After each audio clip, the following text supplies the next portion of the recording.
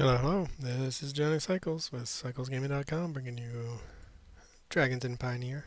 Keeping.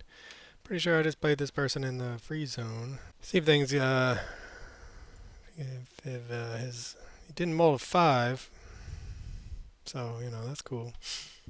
That was his first, when we played the first game, he molded a 5, I think. I guess we'll be losing, the Kiora.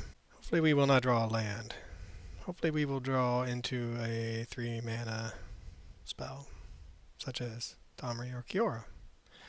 Sarkhan is acceptable, so Domri, right off, very nice. So yeah, we are playing. This is one of our best ones because it allows us to cast things uncounterably.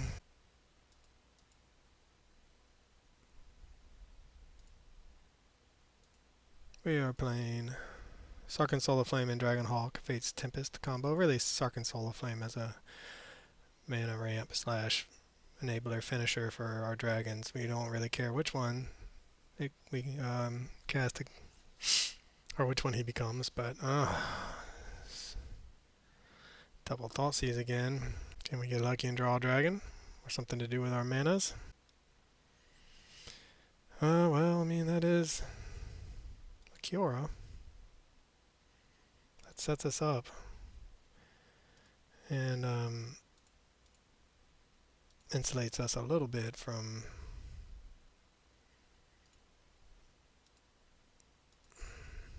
the like Shieldred's Edict that our opponent brought in against us or has in their main deck. Alright, hitting for 2 with our mana dork. Watch out now. Okay, we are all set up with our normal Gruul Dragons package. We just need to find some dragons. I mean, it is really a Gruul Dragon deck, splashing blue for Sarkhan. Unmoored Ego. Exiled from their hand this way, yep. Alright, so they're going to name Glorybringer, I imagine. Now that they know our deck. Oh, Goldspan. Interesting. Maybe they decided to go for the Goldspan because they knew they'd get more value out of it than just Glorybringer. And they probably have a way to get rid of our Glorybringer. Okay, well, we will, what do we want to name? We already have creatures being uncounterable. Plus that up with our planeswalkers that don't have ultimates. So our opponent is looking to disrupt our game plan via things like Unmoored Ego, Thoughtseize, other ways of stripping the whole deck of the cards that you want to play. So that's interesting. Hopefully we can find something here that isn't a land or a mana dork or a planeswalker. I mean, we're running out of options and it's a land. Cool, cool. The beats are happening.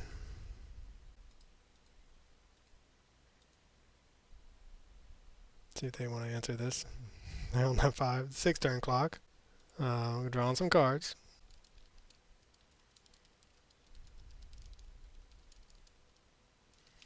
So I know he was playing a sweeper that from Murders at Karloff Manor. Torch the Tower, one of our worst draws possible. That then allows you to exile cards. So yeah, you could take the Glorybringer and then we'd be just really in a rough spot. Does he finally kill our elf? Create a 2/2 white spirit creature token with flying. I assume that's what he's going to do. And then try to block. Joke's on you though, homie. We drew a Torch the Tower. What could we have sacrificed? And we didn't have anything to sacrifice, I don't think. I was about to say Scrying would have been nice. Okay. This elf. Will it go the distance? Opponents making their land drops. Lots of counter magic, I imagine, which, if that's the case, we're okay with because we have multiple ways of making our things uncounterable. It's a Glorybringer. Hallelujah. Hallelujah. Hallelujah. Hallelujah. Hallelujah. Bum bum bum bum bum bum bum bum bum bum bum bum bum bum bum bum bum. I'm sure that he's gonna have a kill spell though. At least it can't be countered. And we get a draw card. Go for the throat. Drawing into an Elvish Mystic. Boom shakalaka, baby. Just how we now we're on a bigger clock. 2-turn clock. 3-turn clock still, unfortunately.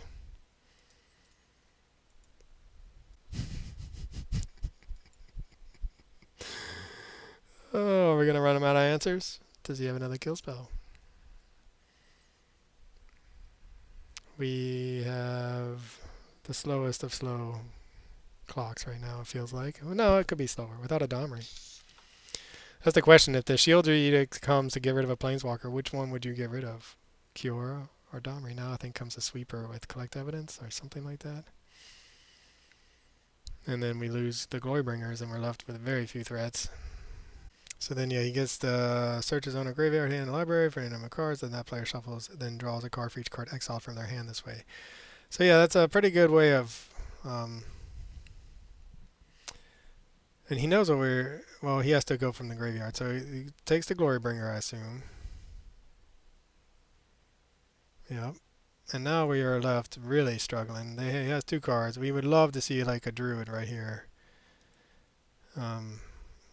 Not another Domri, though. That's really not what we want. Domri up to 10. What's our opponent's finisher? So we have... What do we have? We have in our deck... We have a lot of creatures. So 8 of our dragons are gone. So we still have Dragonhawk. We still have Questing Druid. And we still have Elves. Questing Druid would be one of those that could get countered, though. Or the half we're most interested in, at least. Domri up to 11. I mean, this, yeah. It's a very painful game.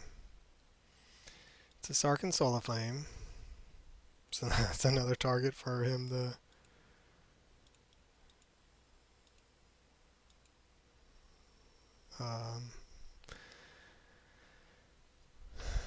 kill and exile the rest of them from my deck. But yeah, I mean, hey, it's 2-turn clock. It's a 3/4 now. Maybe he's just got lands and draw and counters, or lands and toss seizes, counter spells, toss seizes. Drawing a lock, sure. I mean, you gotta run him out of answers, right? That's the only way to beat control. Hope you until he plays a actual threat. That's all we can do is just keep casting what we would draw. At least it can't be countered. And hope for the best. Watch out. Domri up to 13. This is a record. We got a clock, folks. Does our opponent feel the need to kill the Domri? Or kill the Landwar Elves? Another land. So we have 8 dragons in exile. We have 1, 2, 3, 4, 5, 6, 7 lands. We're definitely due to draw into some lands. Or just Torch the Towers. I mean, we have a lot of... It's a Dragonhawk, Fate's Tempest. It's a Dragonhawk, Fate's Tempest. What do we do? Okay, I think we attack first. Oh man, to draw out the kill spell, I guess. So we attack first. I don't think it really matters. I don't think we're going to be able to... Who knows? I mean, their opponents has 6. They could easily just decide that this is not enough. Like 4 is too low. So let me use one of my kill spells on this 2/1. But if I was my opponent, I would not be doing that. It's got Death Touch. What the heck? Okay, well that's unfortunate. Hopefully our opponent doesn't have a Thoughtseize because we had some plans. That is just weird. Alright. Well, our opponent knows about the Beseju, so we will like that. Not that it matters. It matters with with Sarkhan though. So I think, yeah, I think our opponent's not gonna exalt target creature or planeswalker. Search its controller's graveyard, hand, and library for any number of cards of the same name. Sure. Soul of Flame. Man, something's lagging here. I don't know if it's me. My internet doesn't work quite as well as up here in this room.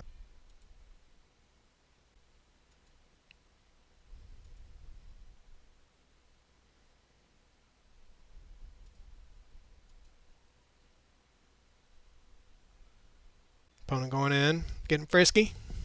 Down to one card.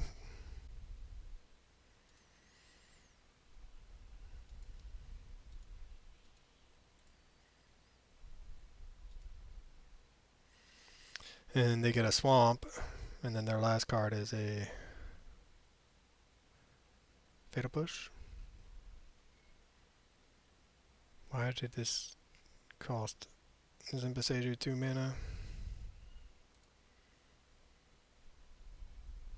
Well, yeah, because that was not a Fatal Push. Opponent is down 2-1. So we could put this Elvish Mystic down, and then it could be a sweeper, and we'd be in trouble. Or we could just hope that we can... They have another Restless Reef. Okay, so we probably should have put the Elvish Mystic down. I mean, this thing is going to survive. It's got 4.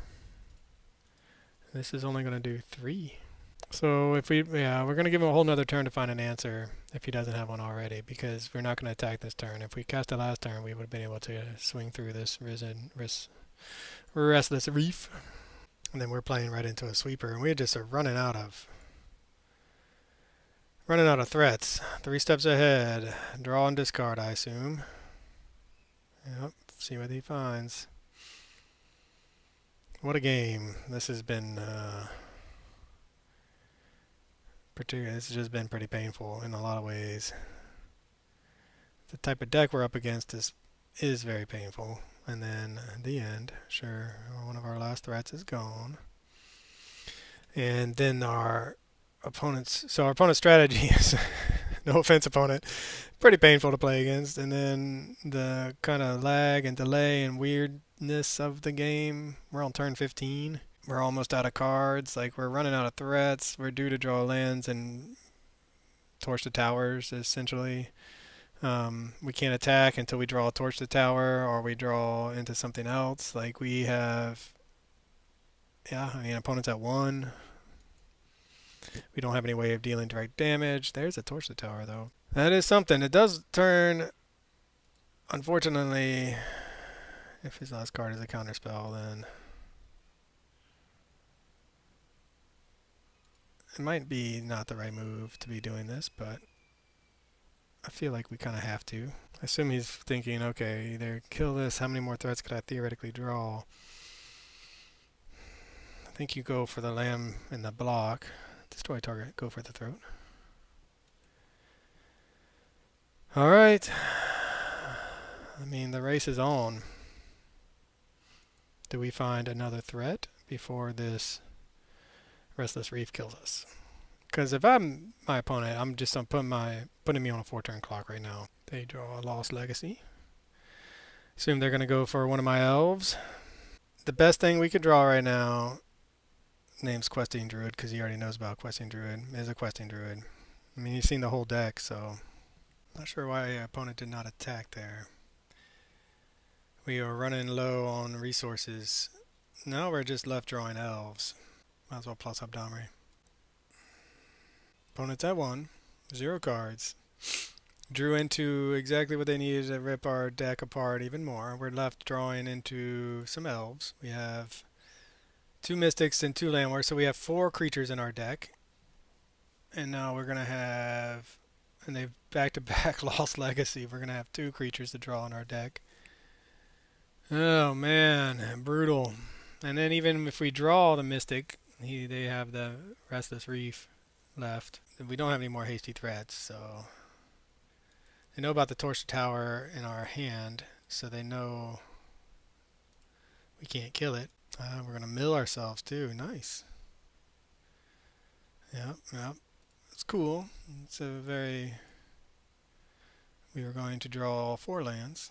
So our opponent can still draw action. We're basically left drawing one of 2 things. Lands or elves.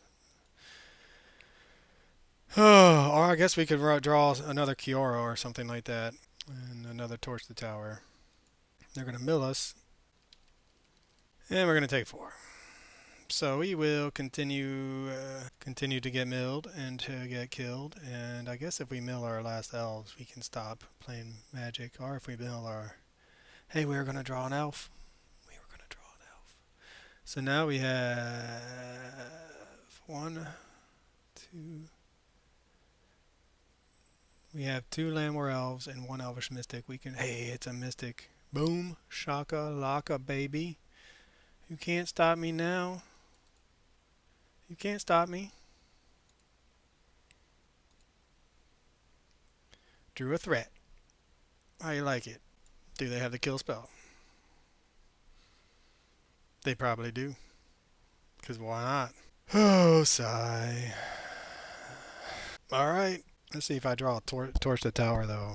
I'll just do the right thing and concede. Torch the Tower would be one of our draws to stop the bleeding. Alright, so opponent, obnoxious. Obnoxious deck, I should say, not opponent. Opponent's very nice. Do we want to do anything like this? I don't want to get rid of any of my threats, clearly. Maybe that would have been nice, to be honest. Maybe we don't bring in the Rending Volleys. Like, it's such a slow win con for them.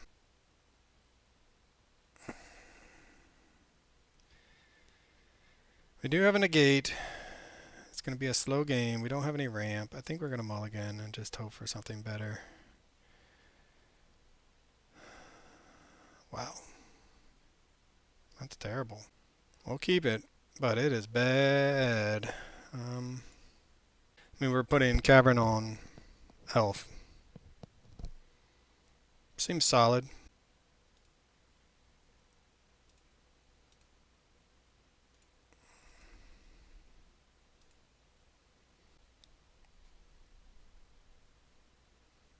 Thoughtseize. No, duress. Take our negate.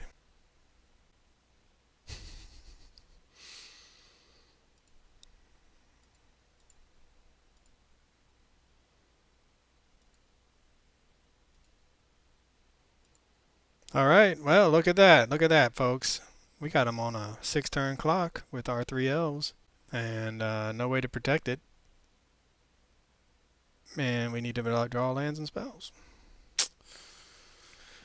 Red source into dragon. That's what we need right now. So we need to draw 3. By the time we draw, there's a dragon for them to take. So it's kind of not what we wanted to see there. 3-color mana base coming back to haunt us. A red source would allow us to play Sarkhan. So we wanted a red source that turn into Sarkhan. And then another red source, and then another dragon, and then to a dragon. But now we have red source, red star, dragon. So now we're looking to draw the red sources. Alright, what do we got, opponent? And a Domri, which would be really good if we had a red source. But we do not. So we're back. We're still on our 3-turn clock, or 6-turn clock, as opposed to a 3-turn clock. Yep, destroy an elf. There's a red source.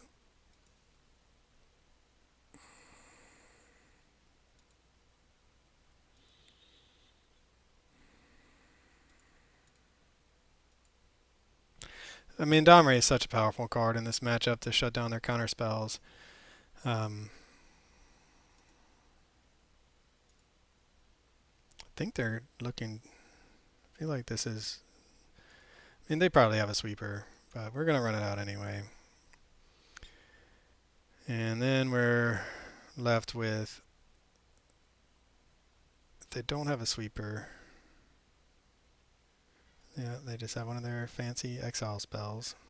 So if they do have a way to kill our creatures, then and we draw a land, we can swing in with our Goldspan Dragon. I mean, honestly, even a land just to get in the extra damage would be nice at this point. Elvish Mystic. So we can go elf elf, and then so it's 5. Alright, we'll just try it like this. They know about the gold span, so I assume they have a kill spell like one of these nonsense cards. Could be wrong though. They might not have it all. Again. This is a 2-turn clock if we get a hit in. We're going to hold on to our last Elvish Mystic as at least a, no, okay, sure. Killed my elf. Now, I'm assuming that they're going to have a sweeper. I don't really want to run out this elf into a sweeper, given how the game went last time. Sometimes they were at 1 life. This does allow them to exile our Goldspan and all other Goldspan dragons. Yep.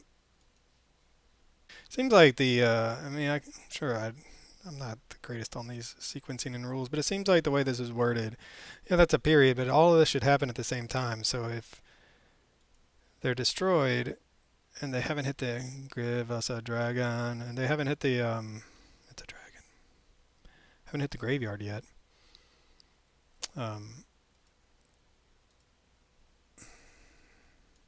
The Goldspan hasn't hit the graveyard, then how can they exile it? But I guess the destruction happens before. This is where I really miss Lightning Bolt from Modern. Anyway, the destruction happens before, and then they can exile what they see after. But it seems a little bit strange to me. Do they have another answer? Because we are now left needing lands and dragons because we had to use our treasure token there. We were right not to run out this last Elvish Mystic for no value. Thoughtseize, yep. You got us, homie. Take our Elvish Mystic. Scoop it up, please. That would be nice. Seju. At least that's something to answer, or we can play a land and cast a dragon should we draw it. Here comes an answer. Alright, well, they found a blocker to buy them a little bit more time. So good for them.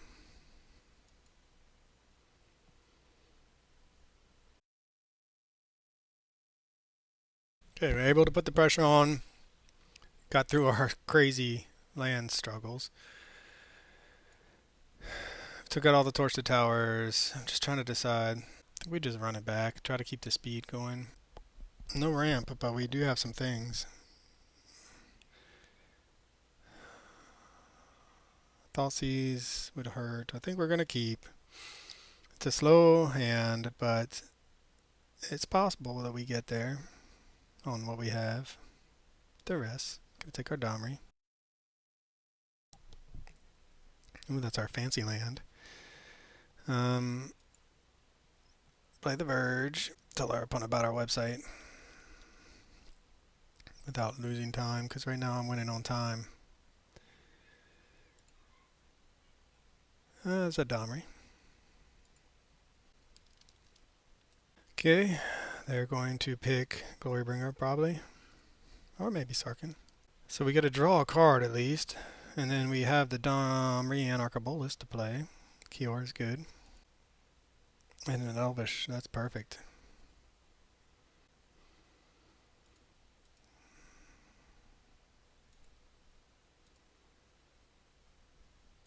Unmoored Ego. Picking Glorybringer, I assume. Now that they know about it. And now our opponent has their hateful hate cards. And we are running out of threats. Sarkhan and Glorybringer down. Did we get a draw into a Land War Elves? Cool. That's a clock. Give us a dragon deck. Negate. Second main phase. So we can Beseju. We don't have a blue source.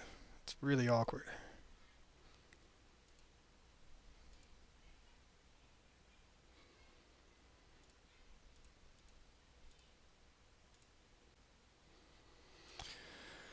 So we're kind of hoping, basically, that our opponent can't pick off our elves here. Our shields are down, man. No blue source is going to hurt us. I think the negate Having the negate mana would have been crucial. Now our opponent can just... Okay. Yeah, there they have another one. Blue source. Would have been nice. Maybe we will find it off of this Dragonhawk.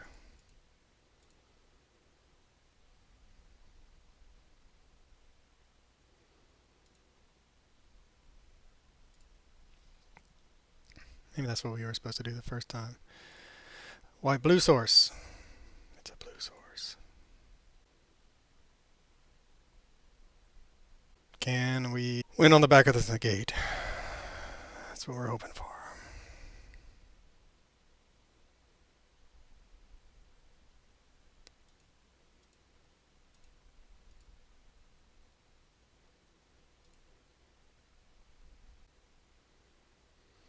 Gold span is 5, 11, 13.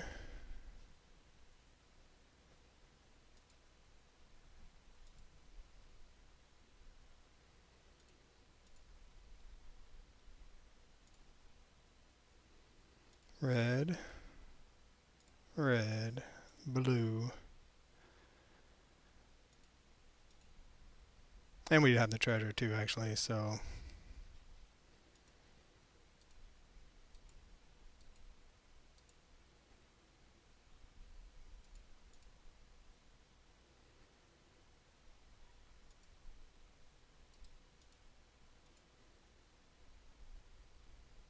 I think they're dead no matter what at this point.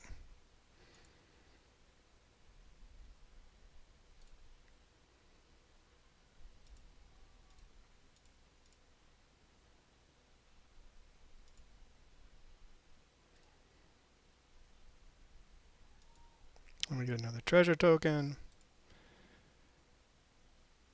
And that should be it, if I did everything right.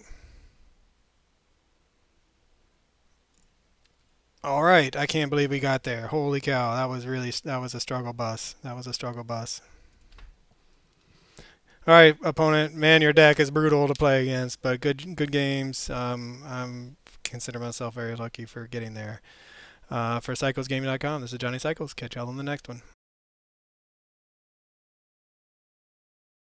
This is Johnny Cycles with CyclesGaming.com, bringing you another edition of Dragons and Pioneer.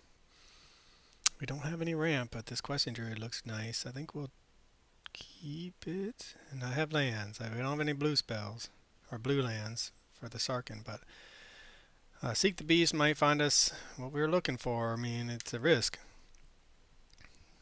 Seek the Beast into a bunch of dragons is a risk, but our opponent's mulling to 5. Unluckier combo. We'll see. Could just be a hyper-aggressive deck that is looking for one land to go off with whatever it is they're going to do. Yep. So this is like hammer time in Pioneer, if I understand it correctly. Alright, so this Beseju might end up doing some serious work for us.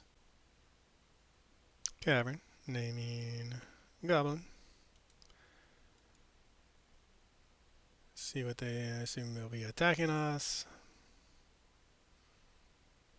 Hit us to 1, or hit us down 1, and then we will seek the beast at the end of our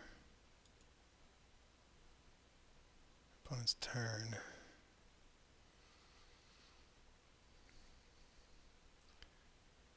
We got to be careful with. Alright, another one of those. Got it. Interesting. So that's what. I feel like we can never go shields down. Sacrifice Goblin, add 1 red. Ah, it's a combo wombo.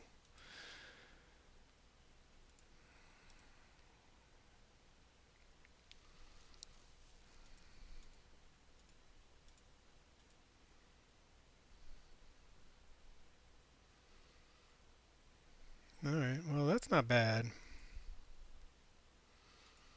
Can we risk going shields down though?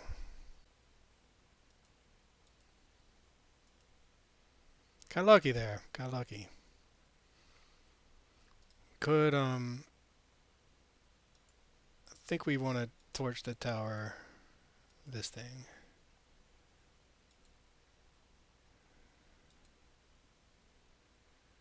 Shields are down though, unfortunately, for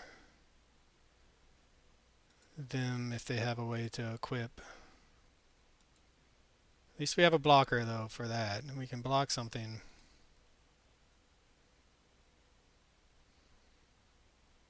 Any target. This does, when it dies, it deals damage equal to its power to any target as well. So that's going to be, that's the problem. See what they find. We'll take our beats. So it's a goblin equipment deck. That's cool. Sack. Gonna refill is what it looks like. Kill that. Gonna land off the top and play another goblin. All right. So if that had been a stomp, would it have been better? I don't think so. What do we find? Another dragon would be nice, or another just straight up kill spell. Dragon is good. We're gonna. I think we have to take the damage. It hurts, but we have to. I was really hoping to have the. Probably should have cast the elves first. But, because they can sack this now to hit our Domri, but they did not.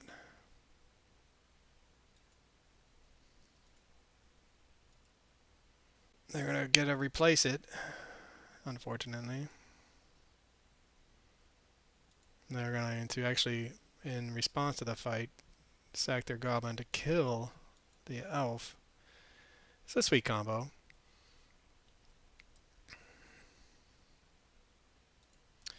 They're going to do that, kill the elf, and then we don't get to fight this anymore. Alright, well, that's unfortunate for us. However, goblins versus dragons. Can we...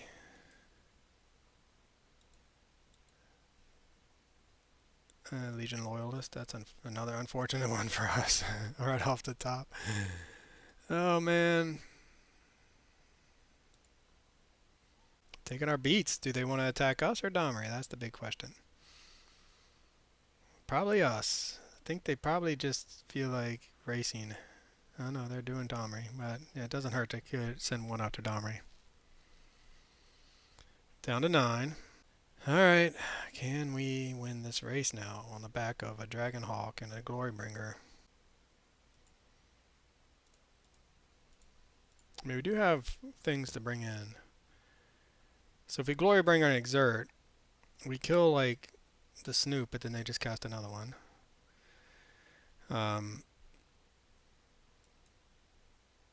Or we kill this to kill their lord. I think we're going to do this. And put down a big blocker. Hopefully they don't... I mean, they're going to be able to chain together some goblins, and they'll probably just swing out. If I was them, I would. And they have ways to just... Yeah, I don't think we have a good chance of winning here at 9 life, but this is our best chance. They play the Snoop, and then they can swing out, and then we block the big one, and we take... If they don't find anything else off the Snoop, that is. Then we're taking 2, 4, 5 down to 4, and then we play a Glorybringer, and it's just another Loyalist. So they're going to probably, it looks like they might just get there, and it's a Cacophony's Camp. Yeah, I mean, it's just too much value. Double Cacophony's Camp. So now, if whatever we block, we're probably going to die to anyway. So if we block here, it kills this. If we block one of these, 1, 3, 6, 8, we die to the Cacophony's Camp. So I'm pretty sure we just did. What a running hot over there, opponent. Waiting on our opponent to do something with their goblins, because we are definitely dead on board. Cool, man. I like goblins. Goblins versus dragons in the epic battle. Goblins win.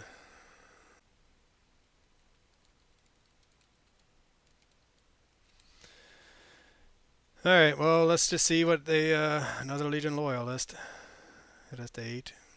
Yep, and we'll just scoop it up. We can't. I'm not going to come back from that.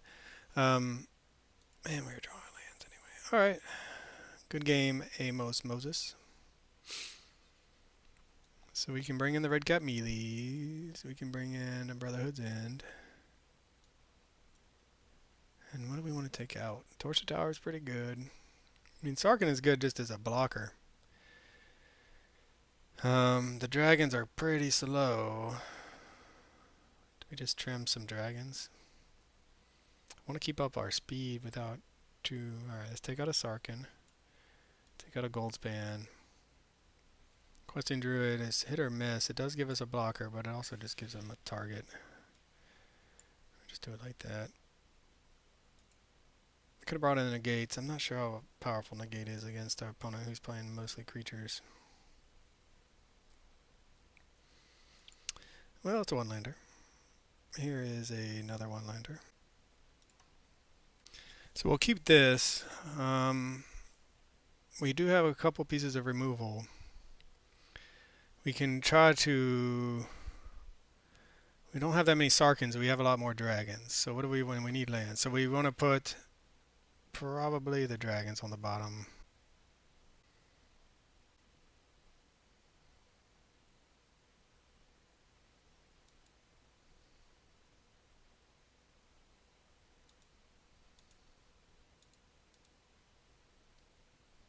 Alright, well, I mean, we're setting up.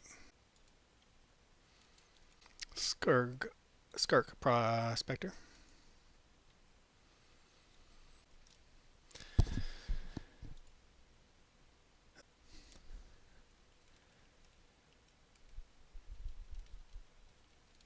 Yeah, our opponent just ordered Dostoevsky. And another Skirk Prospector, so we're going to take a big hit. Brotherhood's End is only so good, right? I mean, they still have 3 cards in hand.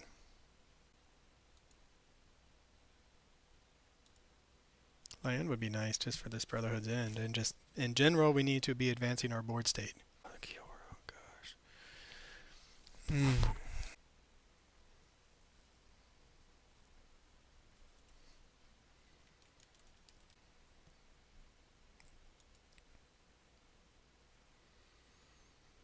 So I think what we're going to do is hopefully our opponent will play another Goblin, and then we'll Torch the Tower this.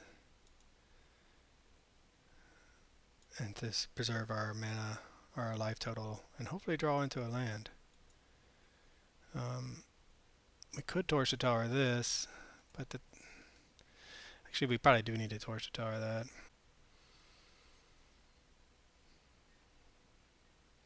Yep, get a mana. Land would be nice. That's our only hope right now, is an untapped land. Alright.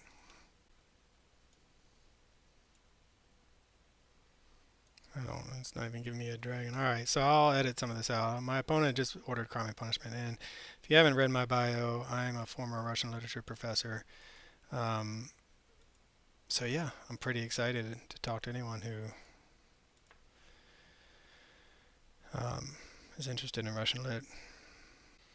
Alright, so we're setting up. I mean, our opponent's down to 1 card. Let me just try to play a little faster since we might actually have a chance. They mulled a 5 in game 1. Can we mull a 5 in game 2?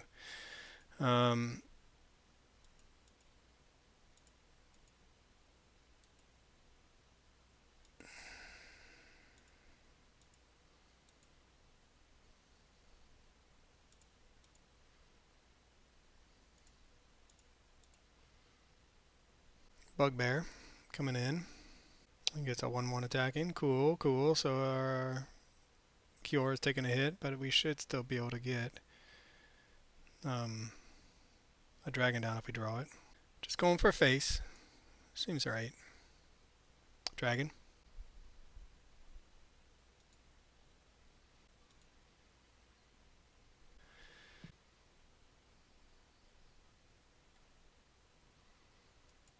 Yep. So then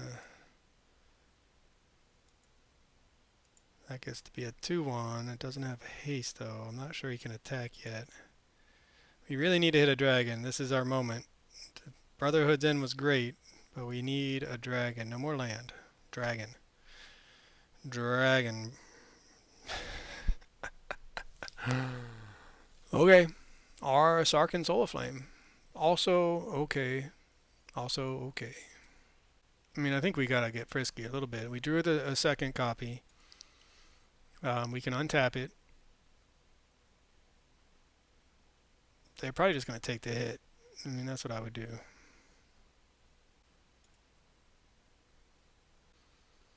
So now they're going for another big hit. Can we block this? Can't remember. I think we can. So I think what we're going to end up doing is taking some more damage, but blocking. Tokens can't block. Things get trampled. Is that what happens? Other creatures you control gain first strike and trample. Yeah, Legion Loyalist is so good. So the first strike means we're going to be in trouble. So what are we going to do? We're just going to end up taking... Is it other creatures? Whenever creatures you control gain first strike. Alright, so let's get the blockers here. And then 1, 2, 3, 4, 5. Yeah, I think we just have to try not to die. We're going to go to 2. The trample, we just need a dragon. Dragon? Mystic.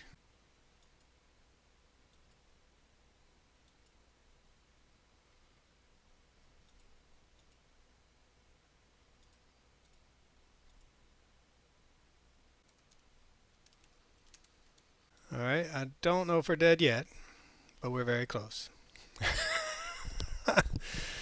Oh no. It's another red creature now. I think we are dead. So we can go... So frustrating. Alright, what do we want to do? Can we stay alive? I think we can stay alive, but only barely. And I think we're going to end up dying next turn. So you have to block there. And then we have to block here. And then we have to block here. Whoops. And then we take 1. What we need again is a Brotherhood's End. That's the only way we're getting out of this at this point. Brotherhood's End. Hey, it's a Brotherhood's End. Okay, well, that's pretty good. That's our only out. But they get to refill their hand.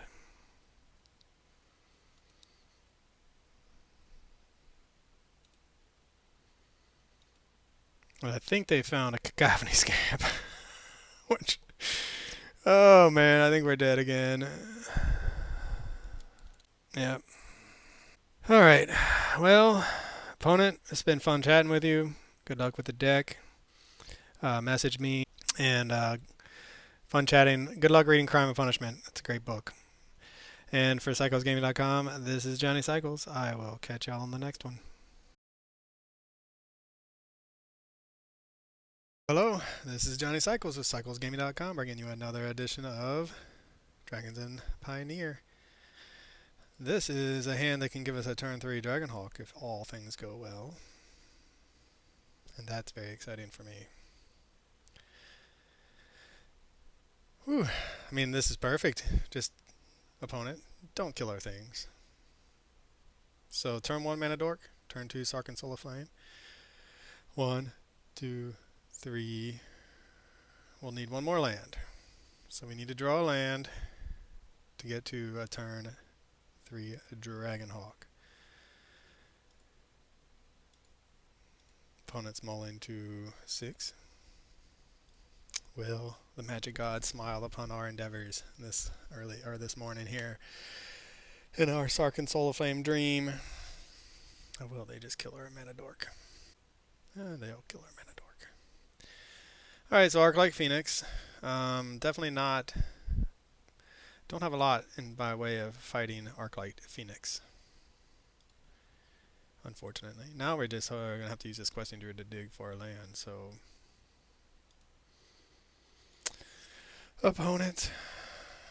Disrupting our game plan. Do they have a counterspell for this? Because we really need to find... Alright, well, we found some lands. And another Dragonhawk. So it looks like we probably would not have gotten there anyway. So let's play. We're just hurting ourselves, but I mean, at this point,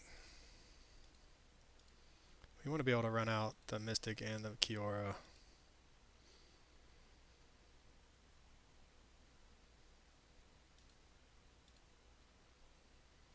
And then next turn, get the party started with some dragons, perhaps. We'll see what our opponent does, but I mean, they're going to have, yeah, they're going to fill their graveyard. They're going to have, looks like the ability to treasure cruise pretty soon here. Or if not already. 3 fill their hand, which I guess is, we could take a turn off to Sarkhan, but at that point, I don't know. I kind of just want to.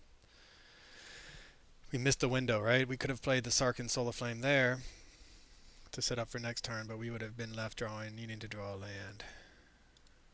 So 5 cards, Treasure Cruise, not quite there yet.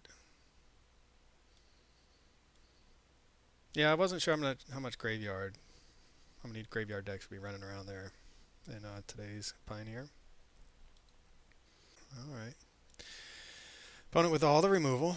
So we're still just 1 land away from actually, they're going to probably now do an Arclight Phoenix. Anyway, we're 1 land away from casting a dragon, and we might want to just go ahead and cast a Hasty Dragon. If we don't find, and there's the obnoxious Treasure Cruise. I mean, just having to fight through so many cards. So and now they get their Phoenix back. Yep. It's just 1 though. So then, they find a Lightning Axe, so they can just kill our Dragonhawk, even if when we put up a blocker, just attacking me, fine. Give us an untapped land deck. So much damage to the face.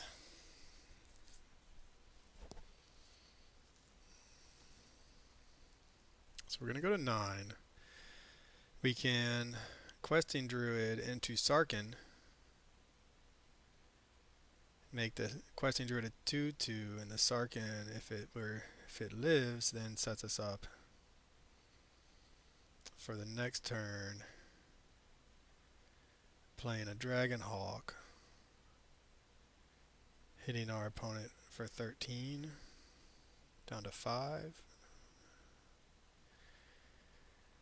We can also Goldspan Dragon, use the treasure to cast a Questing Druid, just to have another body on the battlefield. We can just Dragonhawk Fate's Tempest and hope it lives. Alright, well,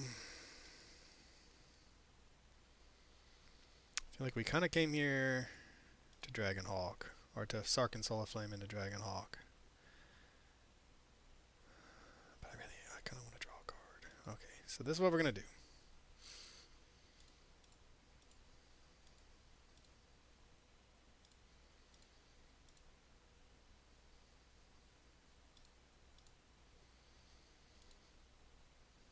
We are going to try to set ourselves up for what the game plan we came here to execute.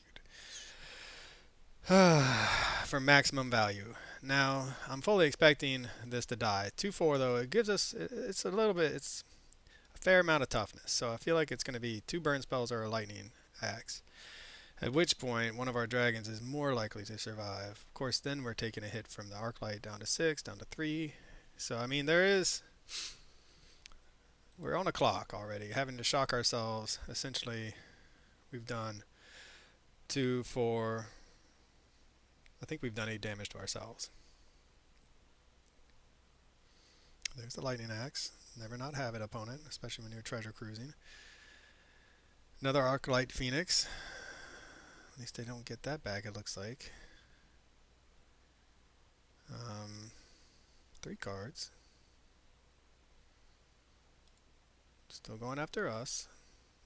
Fair, I guess. Another Sarkhan.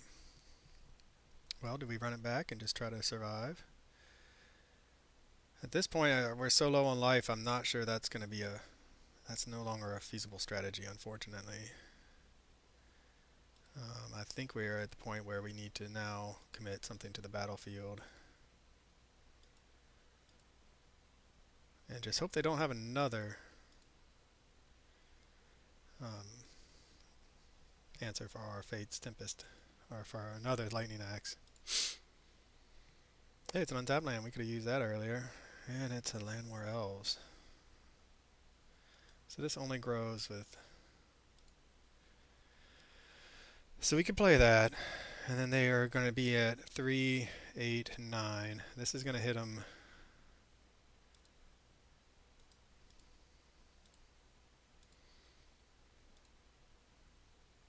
So now they're going to take 2, or we can cast it and then have 1, 2, 3, 4, 5, 6, 7 mana open, and if we draw another one we can do Sarkhan Solar Flame and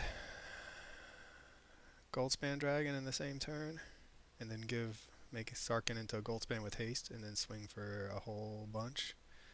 Or they go to 13, take 8,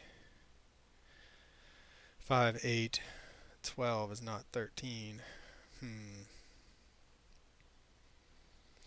We can go put them down to 13, swing. Hold on. No, I think they're going to be dead no matter. If we get to swing, I think they're going to be dead no matter what. We're going to cast it. It does give it, I think it gives us the most upside for the, winning next turn if our opponent does not answer our Dragonhawk, which they're going to have a whole bunch of cards in hand, plus a potential blocker. If they have another Lightning Axe, it's going to be very frustrating. Alright, so now they're just going to bounce that, and if they have a second spell, swing in for 6 and kill us.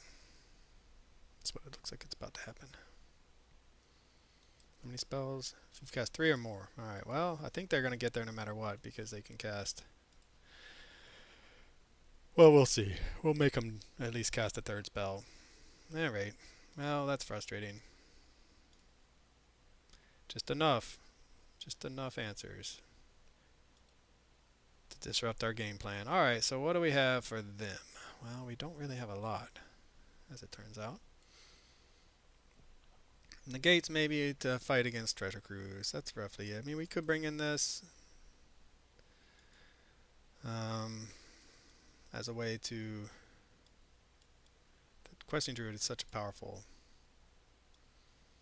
We just don't have... I mean, the Torch to Tower exiles, right? That's going to be one of our few ways to stop what they're doing. And it's a good way. Why, I hate this. Why is it doing this?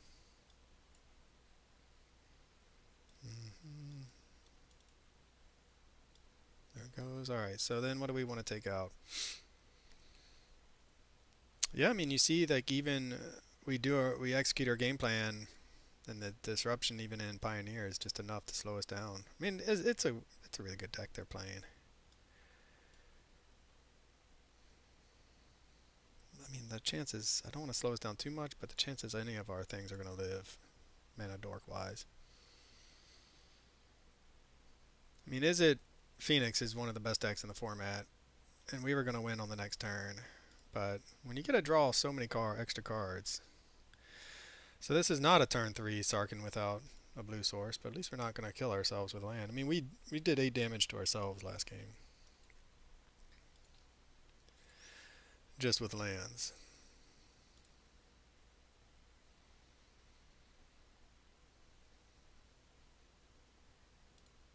Blue source would be nice.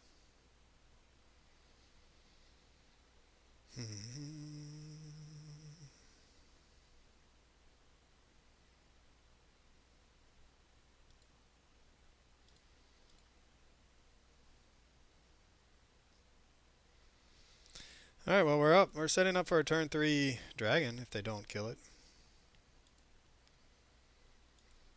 And then we can, if they don't, I mean, I assume they would have killed it on their turn if they could have. So we can seek the beast in response, do Sarkhan, and hopefully find a blue source. But either way, we're going to Goldspan if they don't kill this.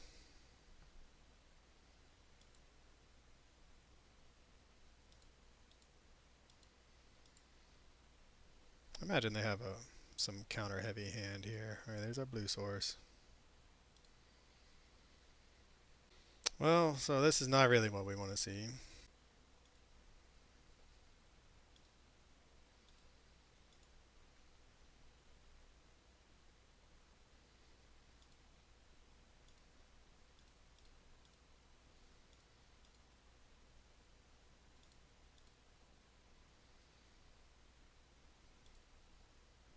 Interesting.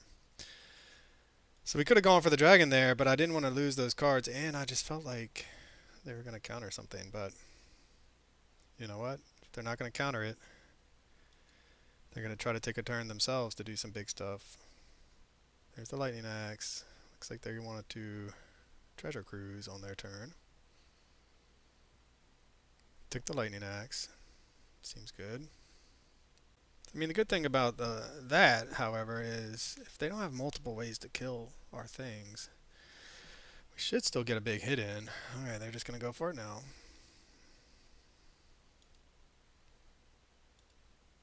Treasure cruise. Yeah, I wonder, like, every time I play against a treasure cruise deck, you just think, like, it's just such a powerful spell. I mean, it's such an enabler for one of the best decks in the format already. That how long are they going to let it stick around? Do they not have a land and all those cards in hand? Or do they just want to discard a Phoenix? Brazen Bar.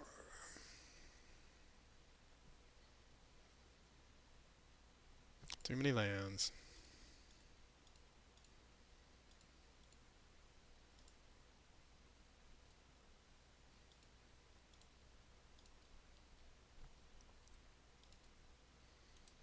Alright, it's a 2-turn clock. Wish we had a negate. I'd feel better about it. They drew so many cards. They still have so many cards in hand. It's hard not to think they're going to not. We need to find something to help us close out this game. Negate would make me feel better. There's an opt. Looks like maybe they don't get it all this game. Scries 1 to the top. That must be the lightning axe.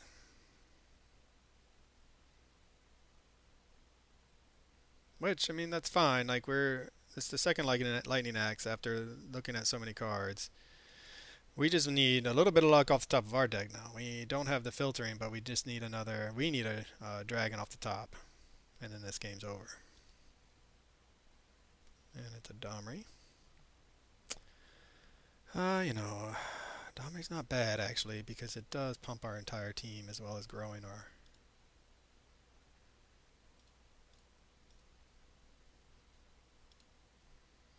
So this is still... They're not dead, but they're getting closer.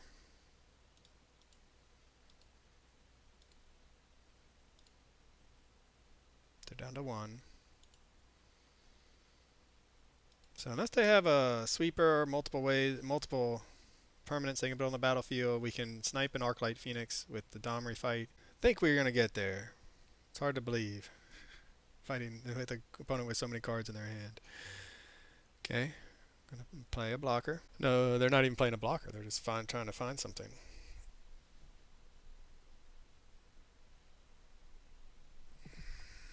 Another lightning axe. I suppose... Yeah, I mean, they're getting super lucky from among the milled cards. They're milling 4 and finding lightning axes each time, which is their best card against us, Treasure Cruise. Still not enough, opponent. You're at 1. With no mana. Maybe 1 land. Yep. Alright, what we're going to get, another dork. So Domri. Ah, man, that card is so good. It's so easy to underestimate it, but it took us from... hitting for, what was it, 6? It was still a 2-turn clock, but if they had found... It made them play the game differently. They would have been at 4, and if they had just answered the big threat, that would have bought them a whole nother turn, as opposed to now they were at 1.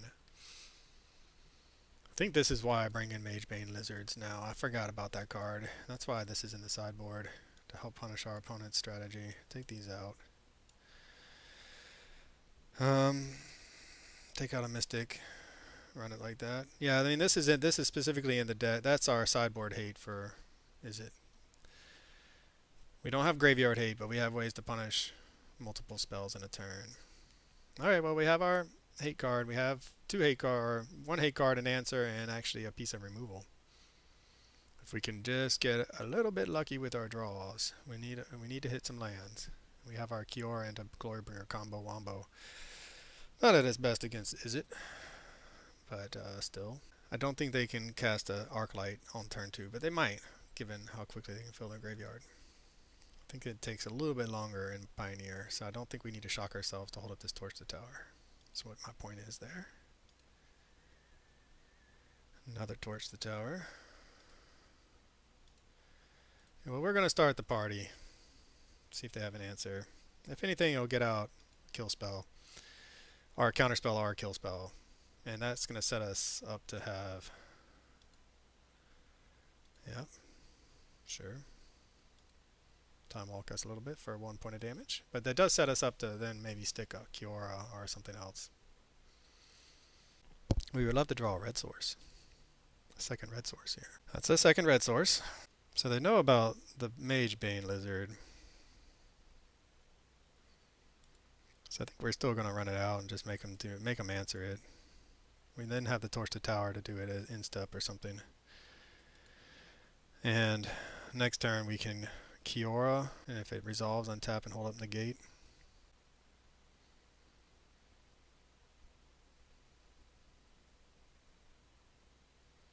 Hard casting an Arclight. They're just trying to win the race at this point. That's fair.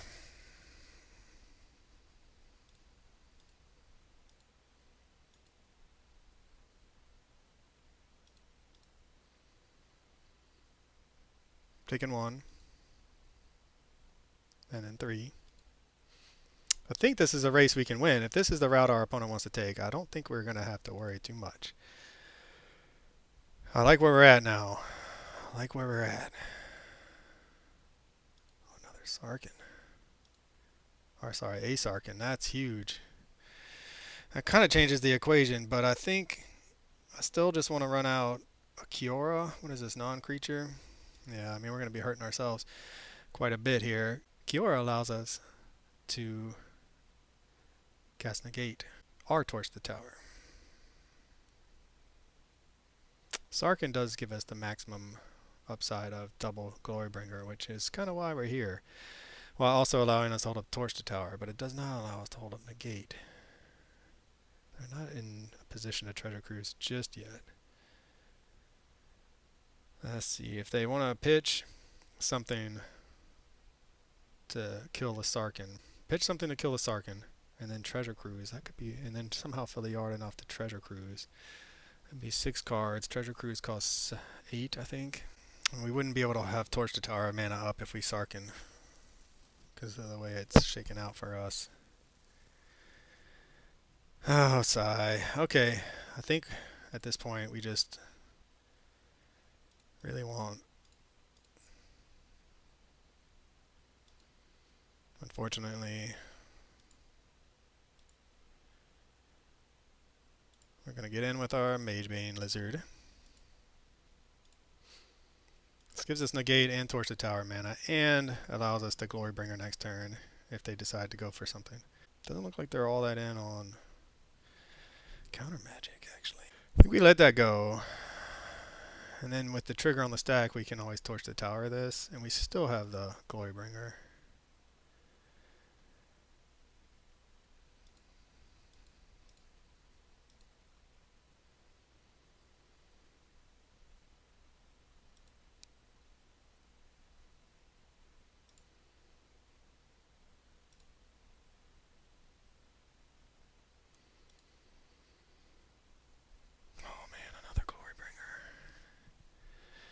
Would have been nice to just have drawn a land there. Okay, I think we're going to go Sarkhan. See what they have. Untap that. So what this does is it gives us the maximum upside, right? It's a 2-turn clock now. If they don't kill the Sarkhan, we have a negate. If they decide they want to go for it. Okay. I think we just want to do nothing. Negate only a treasure cruise. Ooh, Aether Gust, they put that into the graveyard. I mean, this is where, like, having more experience with playing this matchup helps, but I think we only save negate for Treasure Cruise or when we're going for lethal. But we're not in a position to be able to cast Glorybringer and hold up negate, even if we draw a land. So, okay.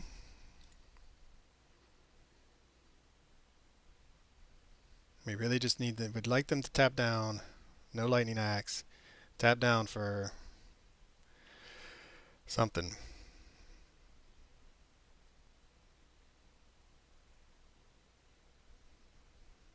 Targeting the Sarkhan. I guess the question is, do they have a Treasure Cruise or Lightning Axe? If they do a Treasure Cruise, then we're going to be regretting this no negate. Although at that point, I think we just kill him dead with double Glorybringer, because they'll Treasure Cruise and go to 8. So I think we negate it, and then hope they don't have another one. There's another land. And then, okay, sure. Tap down, get an Arclight. Okay. I think we're going to get there, though. I think we go double Glorybringer, swing for lethal. Especially if they decide to attack. And they do. Alright. No fear, opponent. No fear. Okay. This is what we've been waiting on. We got to this point. We managed the game to the point where we can actually win with Glorybringer or with Sarkhan. I didn't even need to cast that. Yeah, I forgot. It's 4 mana.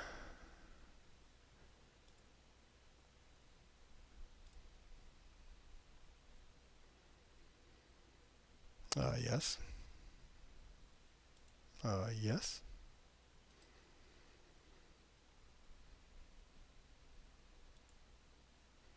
Since we have the mana, we have to use it now.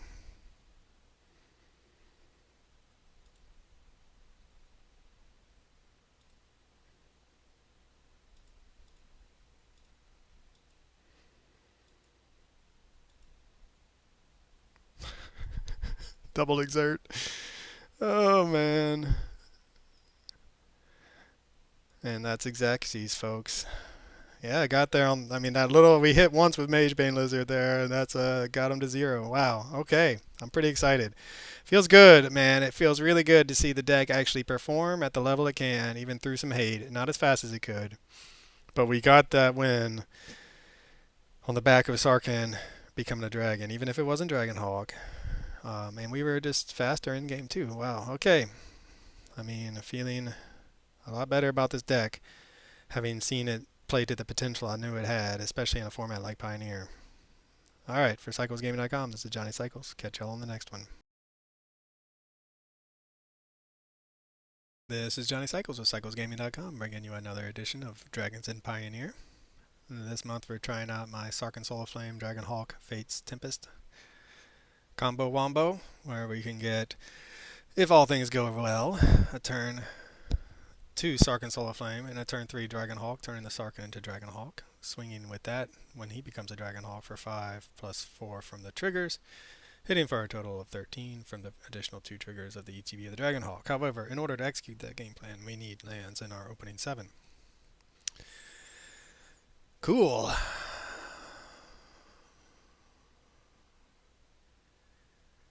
This is, I mean, it's a 0 red source. 0 red sources. I mean, I think we just have to try it and hope to not get punished. I mean, this is one I would keep, but we need a red source to use it. This is obviously one of our finishers. This we can't cast yet, but if we draw a red source, we can, and we can use it against a variety of strategies out there. I think that's the most, I mean, that's just wishful thinking to be able to cast that versus, at the very least, we could always, this looks like spirits. Alright, Questing Druid. Oh, it's something I haven't seen before. And whenever an enchantment you control enters and whenever you fully unlock a room, put a +1/+1. I guess, well, So now we're playing against an enchantment deck.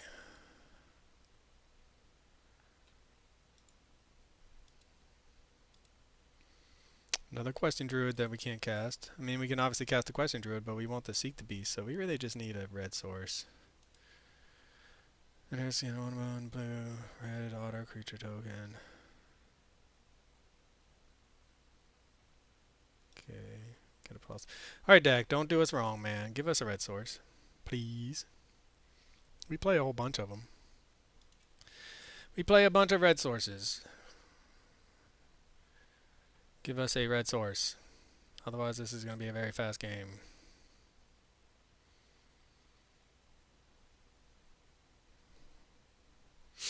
Cool. Not just not a red source, but a spell that costs red mana. Alright. Well, can we find a red source? Now we have an answer for that creature, 2/2. Our comeback potential is they get their commander. Red source. Why do you mock me, deck?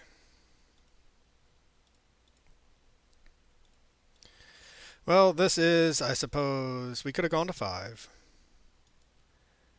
But this is like one of the drawbacks of playing 3 colors. That sometimes you increase your chances of getting mana screwed.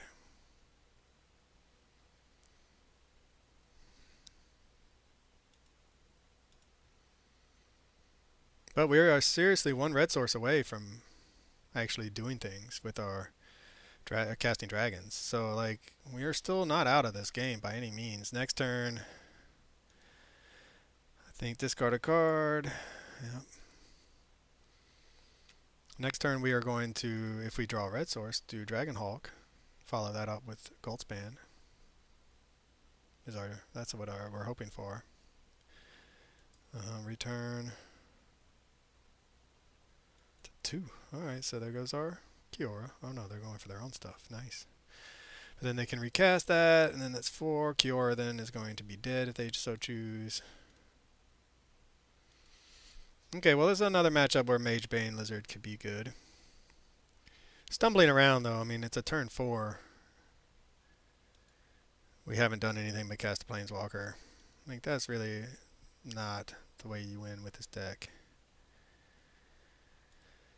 They're going for Kiora, which is nice, I guess, because it means we're alive another turn, but then we're just dead next turn. There was our untapped red. There was a red source we could have cast. 3 plus 2 plus 1. 5, 6. We go to 11. It's tough. I think we're dead. I just think we're dead.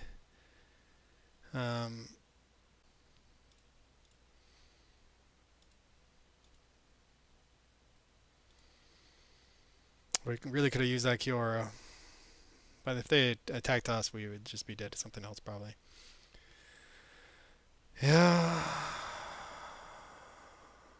I think we might just be dead anyway. 9. It's going to get up. Yeah, I mean, we are untapped red source or death if we're not dead already. So I think we might already be dead. Okay, well, we have some things to do against this deck. It's unfortunate that we stumbled around on mana after mulling to 6. Could have gone to 5. Doesn't feel any better to go to 5.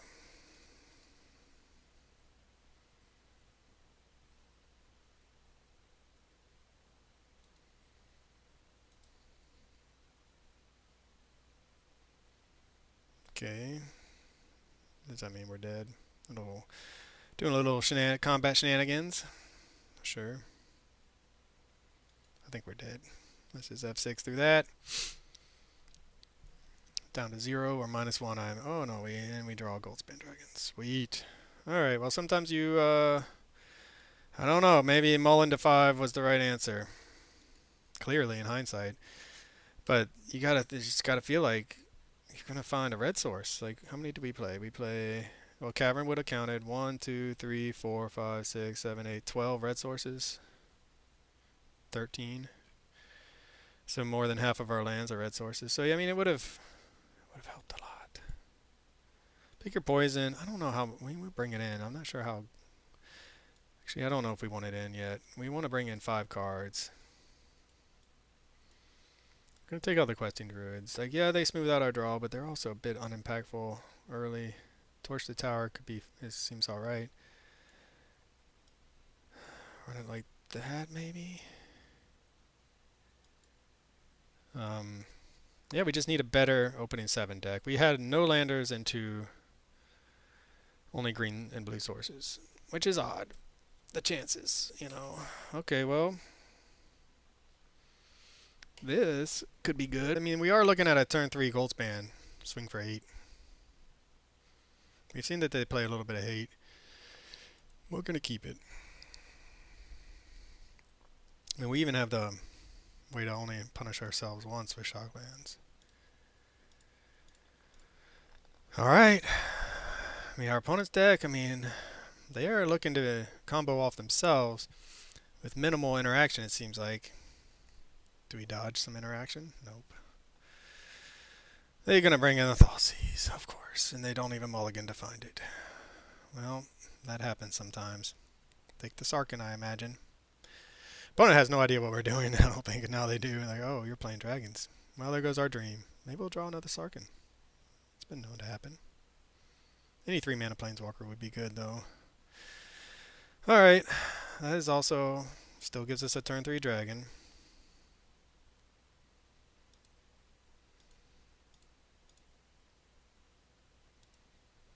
Makes Brotherhood's End a pretty bad draw, though.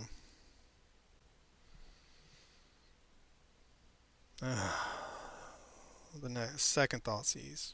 Alright, well maybe they kept the 1 lander on the back of 2 Thoughtseizes. Oh no, no. And now we're discarding. It's a discard deck, huh? Give us a dragon. Opponent's got a lot of hate. Oh, again, Domri, man. Domri comes down and sort of wrecks. It gives us a fast clock. Opponent's at 4 cards, though. They've picked apart our hand with 3 discard spells on by turn 2. I forgot to plus up Domri. The number of times I've played Domri, it's been years, and I still sometimes forget to plus them up when I don't have anything to do with the mana. And that could come back to haunt us. Oh, it's frustrating. And, you know, it's one thing to have 3 discard spells in your opening 7, and then you kept a bad 7. It's another to, like... Well, they're going to refill their hand. To just be able to just strip your opponent of their hand and then follow it up with big bombs or big synergistic pieces, because you're a synergistic deck too. Okay, well they refilled their hand. We would love to top deck a dragon, please, Magic Gods. Give us a dragon off the top. Let's not forget.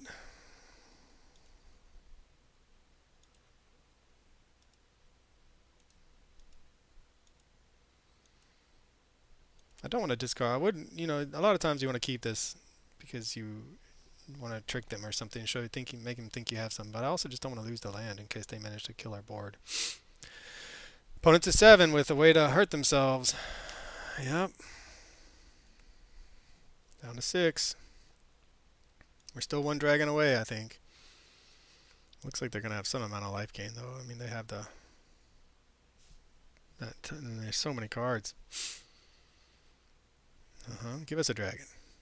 This is the moment, deck. This is the moment in the game where we either win it or lose it. We win it with a dragon. We lose it if we draw a land.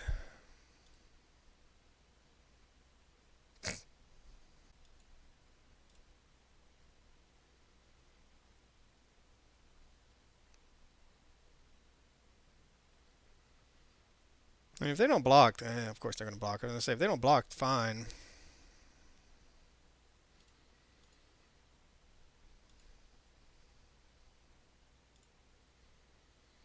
Alright, well, last game we got the other half of Mana Screw. Couldn't find lands. Certainly couldn't find red sources. This game we are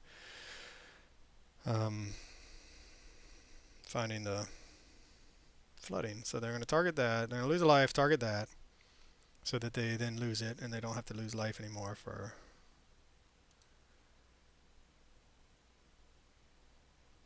Well, I guess maybe they can stack it. Are they able to stack it so that this doesn't get destroyed? Because it says whenever it becomes a target, it gets sacrificed. So it should get sacrificed, but maybe not. We are again at the point where I spoke a little too soon, I guess. We're at a point again where a dragon wins us this game. Maybe not, because now they have a 4/5 blocker. Dragonhawk wins us this game. Specifically Dragonhawk. Oh!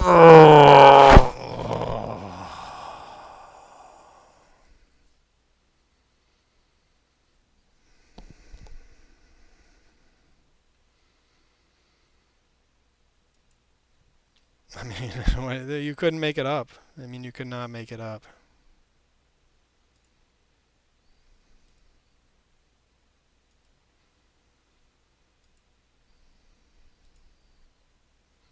I mean, it's just 3 lands off the top. I mean, granted, we took out the Questing Druid, which is one of our ways we can smooth out the clunkiness. But they took our Sarkhan and Goldspan, and we have only seen lands and Mana Dorks and one Domri. And the Domri is great, but I mean, we've had our window, and that's what's frustrating. And one of the reasons why I think having, I'm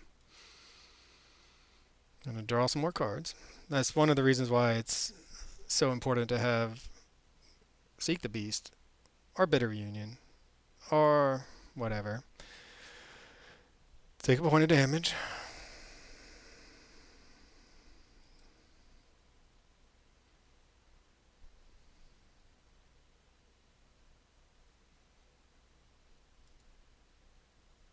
Destroy that. Go to 1.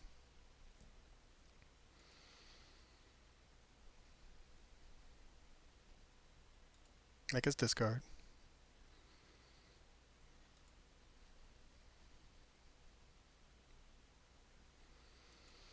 So I think it's Dragonhawk or bust.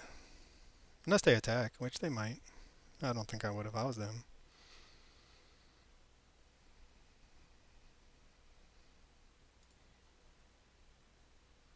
They are going to attack.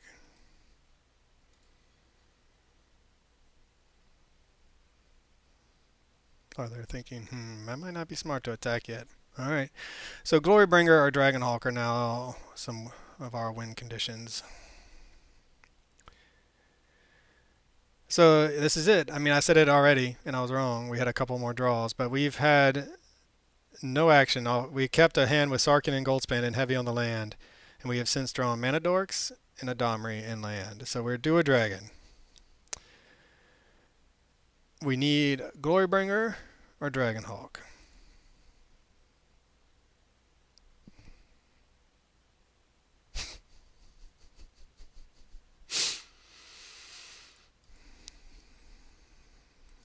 It's better than a land. I will give it that. Better than a land. However,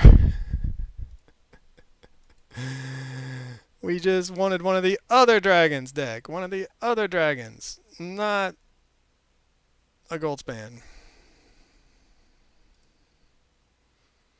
4 cards in hand. I feel like they're going to be able to kill us.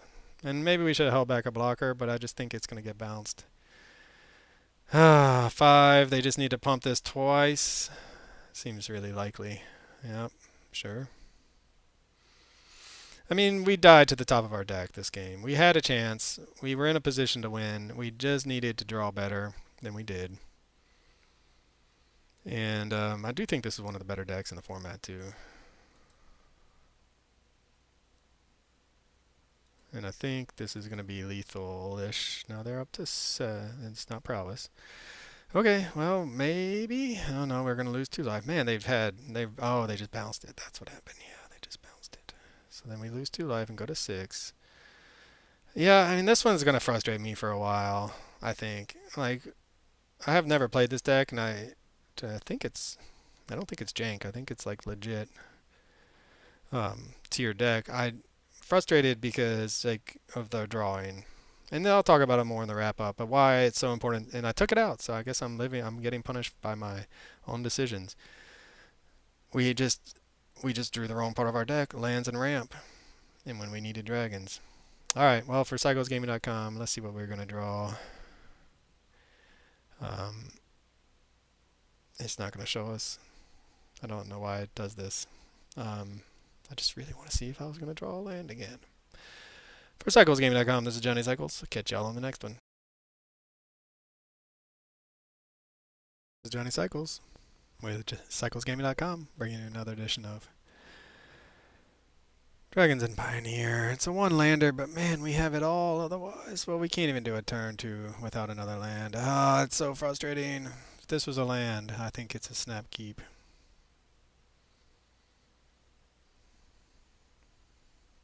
Okay, well, we're keeping it. We can't cast a turn 1 mana dork. Oh, we can. Turn 1 mana dork into turn 2 Sarkhan Solar Flame into turn 3 Dragon.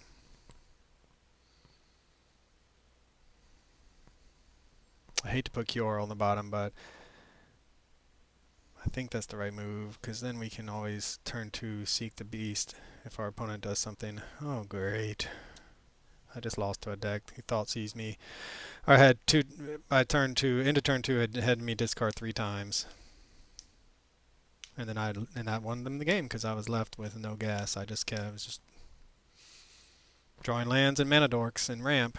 Alright, gets rid of our turn 1 play. Well, we were going to be set up after that draw.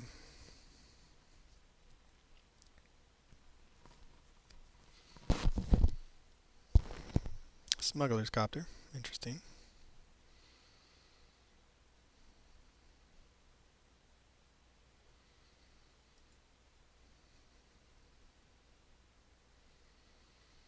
Yeah, it's really frustrating. It's not even the best time to Seek the Beast, right? We really just won't.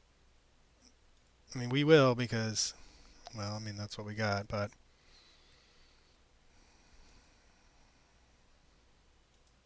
Smuggler's Copter, man, used to be so good in Standard, and then it got banned, and it's still really good. Oh, sigh. It's frustrating. I mean, I think sometimes I get a little too frustrated with the way things go. I think it's just been wishful thinking throughout. They could have played that. Throughout my games with Sarkhan Solar Flame, that I get to actually live the dream of turn 2 Sarkhan, turn 3 Dragon, because it just never happens.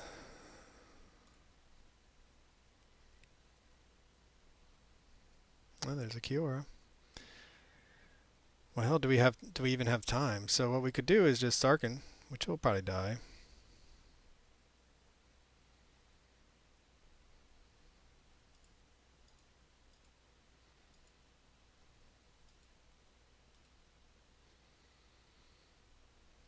We could shock ourselves.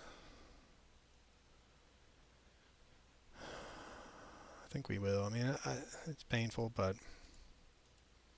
it doesn't even trigger the Questing Druid because it's a green mana, but it does set us up for tomorrow. It sets us up for next turn. Casting Goldspan, which I will say, I really wish Goldspan was Glorybringer in almost every situation. Alright, a little aristocrat action.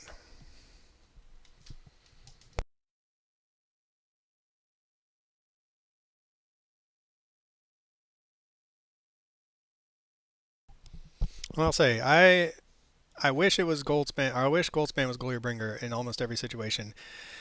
And I think I put it in the deck thinking, okay, we would get, with the treasures, we could use it to cast spells off of Dragonhawk, but the reality is we never really get to cast spells off of Dragonhawk, because either we're using them to do damage, or we're already winning, or we just don't ever get to cast it. It's very rare. I mean, there's been a couple games in Modern, and maybe one game in Pioneer so far where I was able to use it. So where I'm going with the Goldspan idea is I think I just wish it was a Thundermaw. I mean, Thundermaw hits harder. It does do some things on ETB. Granted, not a lot in like today's format. Another Smuggler's Copter. Well, it's a fast clock. We would love just to draw a Glorybringer. And we're still going to be under a whole lot of pressure if we do draw a Glorybringer. So we're going to play a land, untap, cast Sarkhan.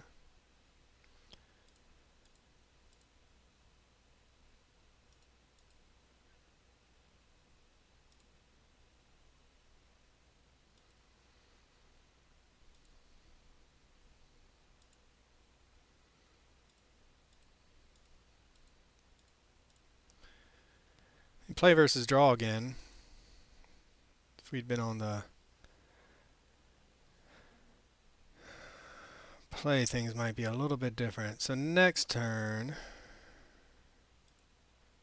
so we're looking at taking a lot. And that's assuming that, I mean, we're not dead unless they, but if they untap and kill things, we're going to die. So if things live, next turn we can attack for a lot. Archfiend of the Draws. Sure. It's a good one.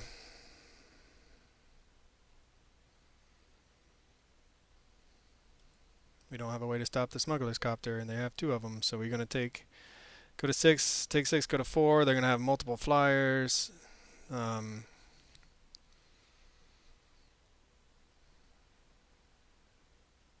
We have answers in our sideboard, but getting that Thoughtseize, man, ruined our fun. Being on the play instead of the draw. Yeah, alright. And we're almost dead. So we draw. Okay, well, so that is one of the few ways we can win. If we have the mana. And even then we're not going to win because of these smugglers copters. So I think what we're going to do is first we're going to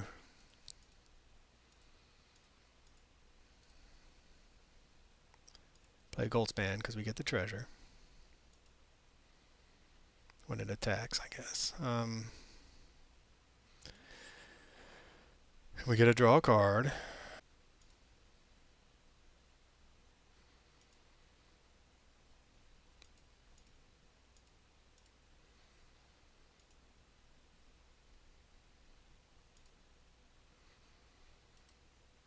So 6/5. So we can actually kill the Dross now.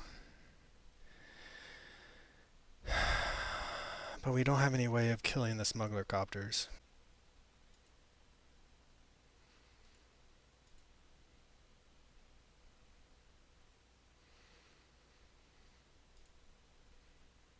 Because this is not going to be a Sarkhan anymore. So I think we just needed... And this, I mean, this thing, when it taps, we lose 1 life anyway. So I think we just really needed to, yeah, we needed not to have such a low life total. We needed to be able to do all that on turn 4, not turn 5. Okay, well, we have some, we just showed our opponent what we have going on. So we don't, again, like, we have answers, but we just, I mean, we're not necessarily want to go all in on slowing down our own combo. We want to still have. Pick your poisons for the artifacts and the demon. This for the demon, but also as a finisher. I mean, Brotherhood's End looks really good against what they're doing. Maybe if we're on the... Or if we win the next game. And then maybe we just go down a Goldspan. An elf and an elf. And hopefully that doesn't slow. We still have our... we still have a pretty good package of ramp. Yeah, this feels like another matchup we could win. I mean, so far in Pioneer, it's felt like even through the hate of removal and hand disruption and not being able to execute our turn 3 plan that we want to so badly, it's competitive, unlike it was in Modern. Well, we do not have any finishers. We have a bit of removal. Okay, we're going to keep it and just hope that our opponent does not have Thoughtseize skill spells in their mono black deck. That seems like... Pretty sure it's unlikely they're going to have a kill spell or a Thoughtseize. Right? I don't know. I think there goes our Kiora. Sad face. I wanted that Kiora. That would have been a turn 3 Dragonhawk. I'm just trying to decide if I want to Steam Vents untap so I can kill something. We're still left having to draw into a second red source, though. We really needed that Kiora. It's going to be another game where we lose, if we lose to mana. Like, the 3 colors, man, it's not as easy in Pioneer as it is in Modern. And it also just immediately brings, oh god, duress. Alright, well, you can't get my Dragonhawk. Unless you have a Thoughtseize. So they take the answer. A little cute removal. Get that guy, sure. We really just want an untapped red source, please. Untapped red source.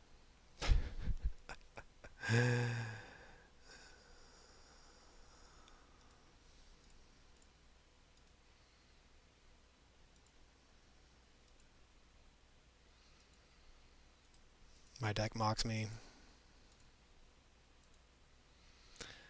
I mean, this is something to talk about, I guess, in the wrap-up. Wow, frustrating. What a frustrating way to go down with multiple matches. Multiple games, I should say. And it's a Thoughtseize. That was our window, right? And now we're left needing to draw a red source and a dragon. Save the Beseju. You can snag a copter. So another, I mean, opponent, let's see if they just have it all with the hand disruption. They're missing lands, so they've had 3 hand disruption spells. Fire up the Mutavault. Yep. The race is on.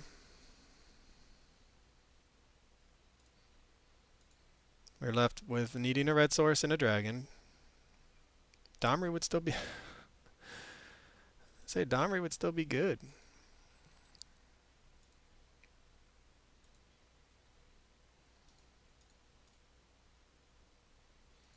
Instead we draw... and the mana dorks in Modern are way better, obviously. I mean, you get access to multiple colors from a single mana dork. They get a blocker. This thing can't even block. Red source. Pick your poison. They probably have a handful of just like...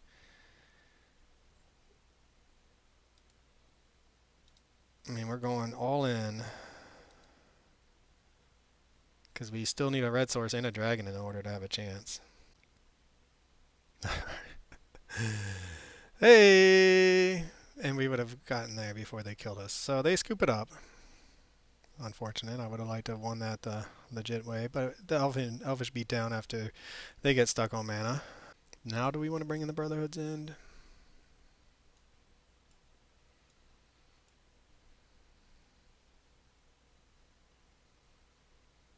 Pick your poison.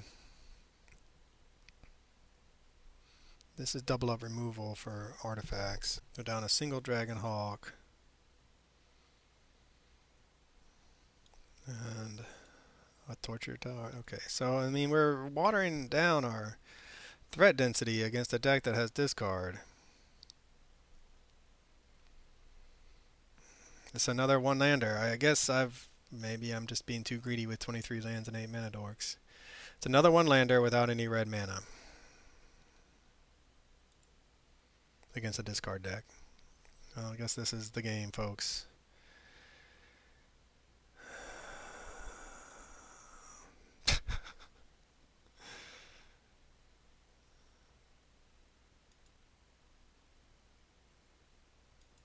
Okay. Mold a 5 against a Thoughtseize deck. That seems good. We mold a 5 and we don't even have a good 5. That's what's so painful. Like, we don't even have a good 5. If that had been a stomping ground, again with...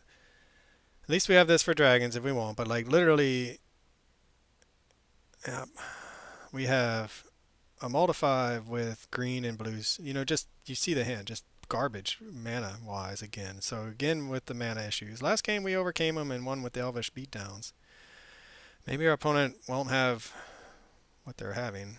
And again, we're left with like, that's great. Brotherhood's End is a great card for us. But we need red sources, and we're not drawing the red sources.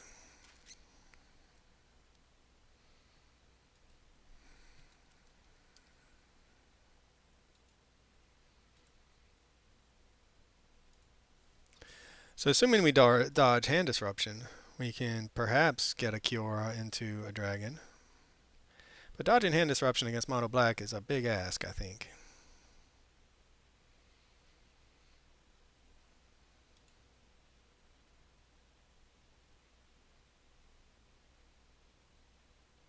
It's a big hit. And now, I mean, the race is just straight up on. Like if we were, again, oh God, okay. Well, again, if we were just able to, we don't have a red source. It's the height of insanity to sit here with half of my lands being red sources, unable to find a red source. Okay, I'm quite raging about it. We just have to, unfortunately, play this questing druid as a blocker.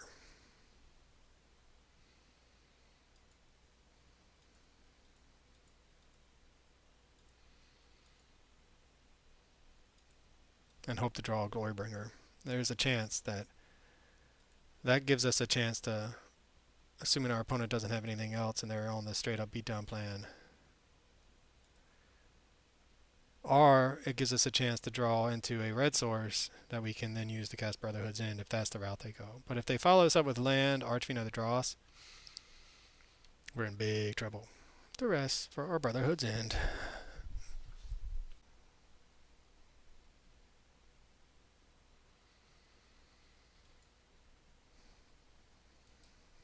Okay, I mean, this is not ideal. But we are still one Glorybringer away from having a chance. Glorybringer. Torch the tower after this is now a 3/4. And we can't even cast it. Yeah, the issue with the red mana is just, it's mind-bogglingly infuriating when you play so many red sources. Maybe I'm wrong. Maybe it's not so many. A mull to 5. We couldn't go to 4. No red source. No red source off the top. I mean, just we're left now having to block just to stay alive. So that if we are to draw, it was our window to draw a dragon, and now we're left with, we are going to need, if untap red source, and then we're still dead. I mean, we're just dead.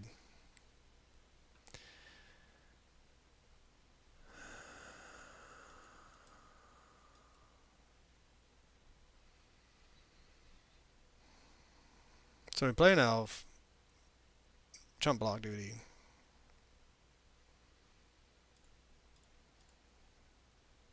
I mean, they must have Archfiend of Dross in their hand. Or just a fatal push. Alright, I mean, okay.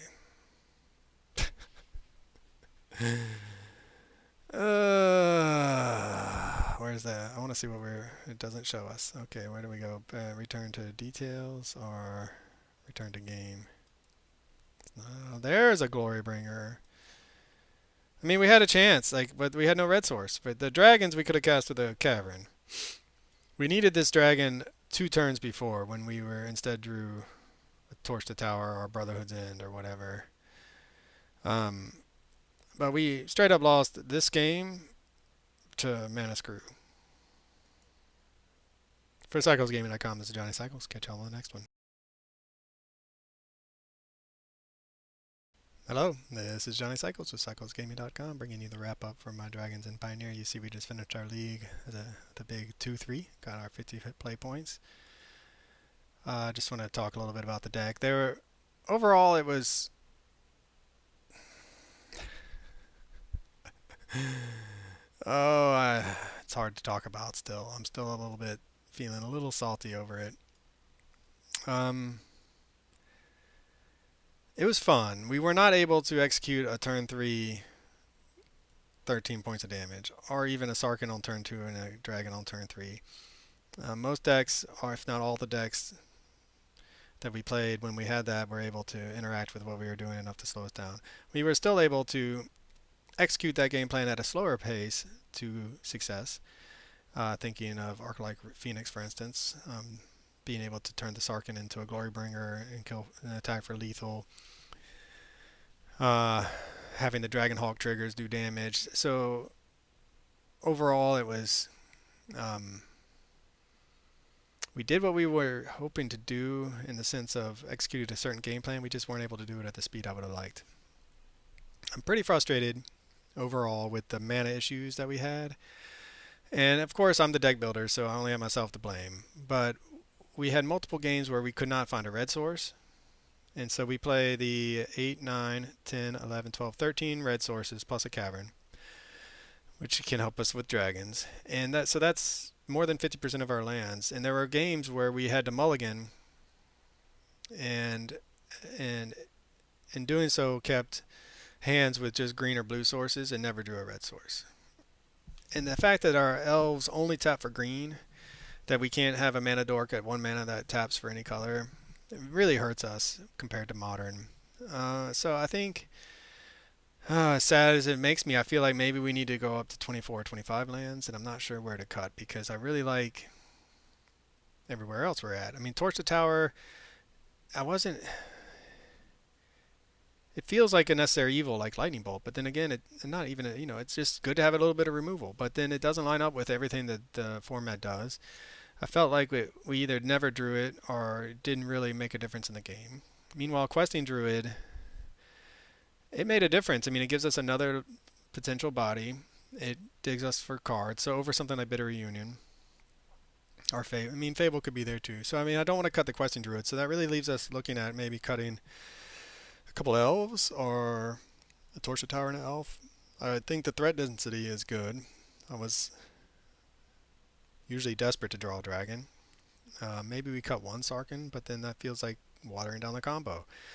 Domri, it really increases our chances of turn 3 dragon. And yeah, it plays like the Gruul deck, but it's such a powerful enabler and does so much with the fight and the pumping of our team that I can't bring myself to cut it, even though I've played the deck without it.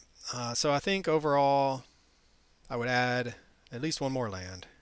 Maybe cut one Torch the Tower for another mountain, or two Torch the Towers for a mountain and another Questing Druid. I don't.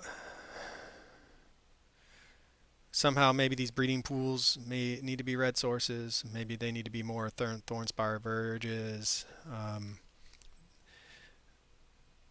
The dragons. Overall, I think the deck is a worse version of my Gruul Dragons deck. And that's fine. I like dragons. I like playing different dragons. I like playing different strategies among dragons. And Sarkhan gives us a super powerful potential, right? Super explosive potential. But it just hasn't happened. Things that the mana dork dies or he dies. That I'm not sure it's worth trying. It's worth playing a deck on the hopes that you get that turn 3 big hill or big hit at the cost of lack of consistency due to mana. I mean, we lost games because of mana. If it had been a 2-color deck, we wouldn't have lost those games, or it would have been a competitive game. Glorybringer, man, just the best dragon in Pioneer. Dragonhawk, I like it. I like the card. I think Dragonhawk is okay. But Goldspan Dragon was a late addition to 4, thinking like the treasure tokens we could use them to value, but I don't think it's worth it. I think instead Thundermaw Hellkite or even Stormbreath, because it does have protection for white, which could be relevant, although doesn't seem super relevant in Pioneer. Having a 5/5 that does ETB, that taps down flyers, makes a difference. So I think, oh no, I love Thundermaw. So Thundermaw, I think over Goldspan is an improvement. So I think the deck's fun. It just like tantalizingly powerful, where it's like I'm executing, just almost there. Just one more draw, one different card, one land here, one dragon instead of a land there, and suddenly the deck is just humming. And we were able to compete with Arclight and some other decks. And we were competitive when we weren't getting mana screwed. Sideboard, the negate did win us a couple games. So having access to blue there, the flip side is we have negate in the sideboard. So the games we lost because of mana, there were 2 games we won because of negate.